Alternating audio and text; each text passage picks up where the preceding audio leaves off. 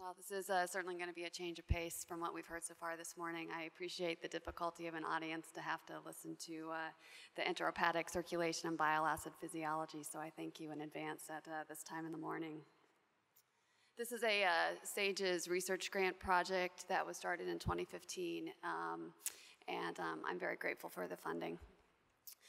So as a matter of quick review of our enteropathic circulation, bile acids come in two forms. So you have primary bile acids, the primary ones being chenodeoxycholic acid and cholic acid.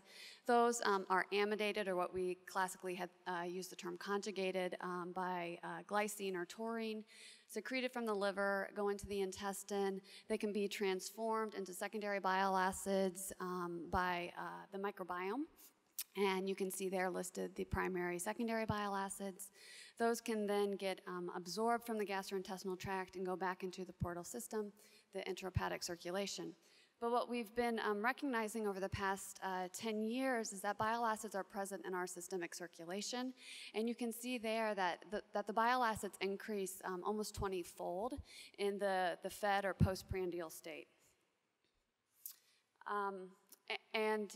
And that's kind of changed the concept that bile acids are not just about solubilization of cholesterol or fat absorption, but that bile acids act as enteral hormones. So just as a quick example, bile acids act on two different receptors. We've heard FXR, the farnesenoid X receptor, this morning already, and as well as the TGR5 receptor.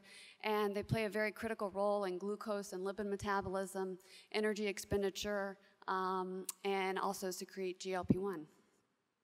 So this becomes a very, very attractive mechanistic target for how bile acids may mediate part of the postoperative improvement in glucose homeostasis and, importantly, weight loss after a bariatric surgery. We have found previously that bile acids do increase after a gastric bypass. The data is limited clinically in sleeves, so fasting bile acids increase primarily in the glycine amidated forms. And then Dr. Seeley's group, who's now at the University of Michigan, had a sentinel article in a rodent model of sleeve where they identified FXR to be a critical component to weight loss after a sleeve gastrectomy, and that really pushed for the fact that bile acids were likely very important for that. But we haven't been able to show that effect clinically. So our goal of the study was to do a comprehensive bile acid analysis, doing both fasting and postprandial bile acids, and try to correlate this initially to the weight loss outcome. This study was performed at the University of Nebraska Medical Center, where I was a fellow. We had only sleeve gastrectomy patients being done as a primary bariatric procedure. We enrolled 31 patients. 28 of those completed all 3 study visits. Those are the only data analysis that I'm showing. Patients both preoperatively and then at 6 and 12 weeks post-op had a liquid meal test. And then you can see the time points that we drew serum samples and looked for glucose, insulin, as well as 16 individual bile acids. And that includes their total amount as well as both the unamidated and amidated forms.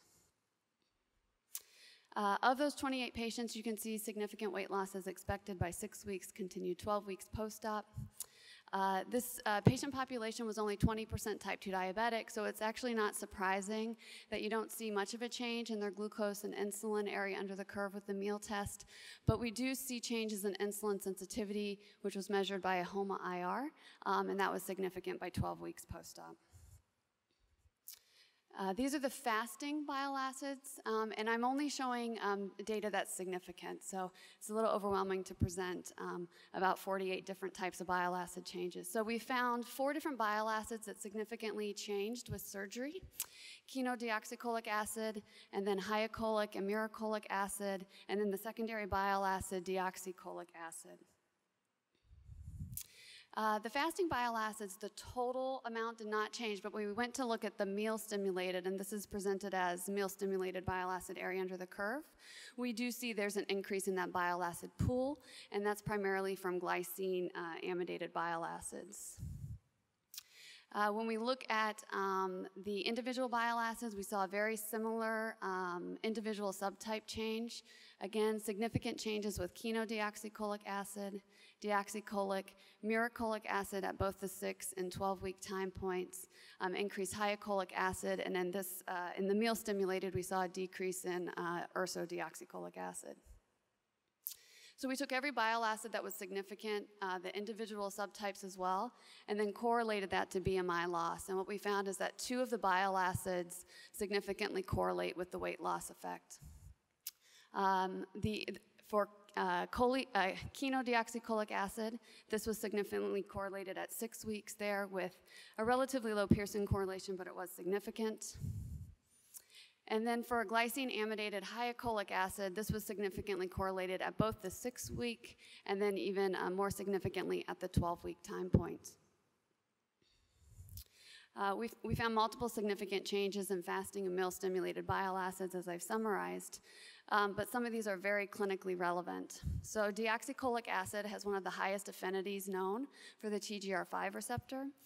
The TGR5 receptor, as I mentioned earlier, when stimulated, can cause GLP-1 secretion. So I think this is a very attractive mechanistic target for potentially why GLP-1 increases after a sleeve gastrectomy, which we haven't really understood previously. And second, that 2 of the bile acids are correlating with the early weight loss that we're seeing after a sleeve. Chenodeoxycholic acid is a potent FXR agonist, so that's tying into that mechanistic knowledge that we already have from animal models about the role of FXR in weight loss after sleeve. And then the really surprising finding is hyocholic acid. This is primarily in pigs, very, very low in humans. It doesn't seem to have any affinity for those receptors that we think of potentially being important. But it turns out that chenodeoxycholic acid and hyocholic acid are very closely related. And so when you have an elevated bile acid pool like in cholestasis, chenodeoxycholic acid is actually transformed into hyocholic acid by one of the liver enzymes or by different bacteria in the gut as a way to decrease the toxicity of that increased bile acid pool. So I think it's probable that the chenodeoxycholic acid is the important early weight loss mediator, and what we're seeing is that hyocholic acid is a very sensitive marker of that increased bile acid change. We do have 12-month data that we are also going to be looking at, and we'll include some of the incretin hormone secretion for that. And as always, there's more studies that we can do mechanistically. This is correlative as an association, not causative. Thank you.